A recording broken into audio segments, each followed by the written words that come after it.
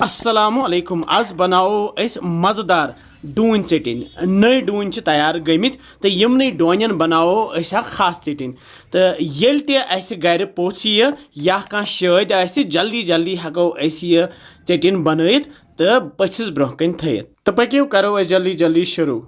Asy chu gari zaminas mans ye Dhoen kul khotmut te yach Dhoen te kya pemit te yim Dhoen satho kaset nil Dhoen. ये बनाओ इस चेटिन तराओ plate में ये किसी यपर Dhoen पे मिते यपर ते विचवस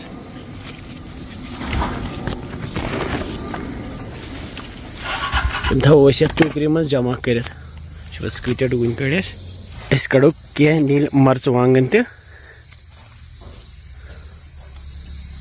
ये टोकरी में जमा करें यह चमना चाहिए मुझे चमना रूमुत तो ये मुझे गमच तैयार मुझे जत्रे कड़ो तम गोल गोल मुझे इन थो ये टोकरी मज जमा कर तो लागो वन चटिन बन गो तुल बह Dhoen श्राप चट बह पे यह कल तो ये त्रा श्राप अंदर तो ये कड़ो गोज यह आमुत यह Dhoen ये गोज तनेम नीलन Dhoen गोजन आसान सठा मज तो ये जबरदस्त चटिन बनान तो बे सेहत बापत असल Dhoen गोज कड़ित अन मे कवल तो थो बह ये मज जमा कर इथे कन कड़ोक बाकी Dhoen गोज तो थोक ये कवल मज अक जमा कर मे सत मोहम्मद हबील खान सोब तो यह मे कर मदद इन Dhoen गोज कड़नस मज हबील खान सोब तुहद शुक्रिया Dhoen गोज कड़े अस सारे Dhoen तो 3 Dhoen थे मे बचे थी तो अत बनाओ बे सात Dhoen चटिन वन लागो Dhoen चटिन बनावन तो सारी चीज़ तैयार ये कवल मन अनमित मे खरबूज बेल 1 चमच बे रुहन दगित थोमुत मे बे मे चाय छान मज थोमुत 2-4 चमच जाम दोद अत आब वसान चकस त्रोमुत बे मुझे गंड तो बे नील मर्च वांगन तो बे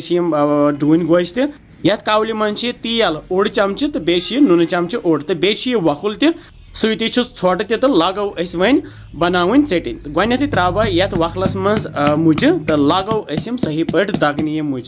मुझन दिमो सही पे दग ये गह मिहन गसन हको यह मिक्सर ग्राइंडरस मज बन मगर यथ वकलस मज चटनी गसान अलग मज तो सी त्रो गंड तो दगो यमन मुझन सत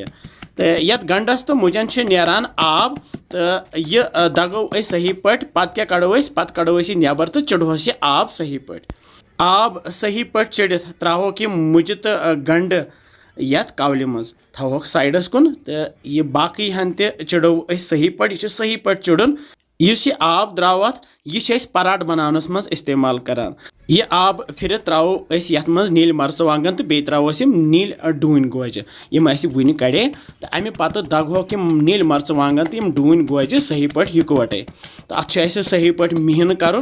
तो सही पे मिहन गसित यथ त्रो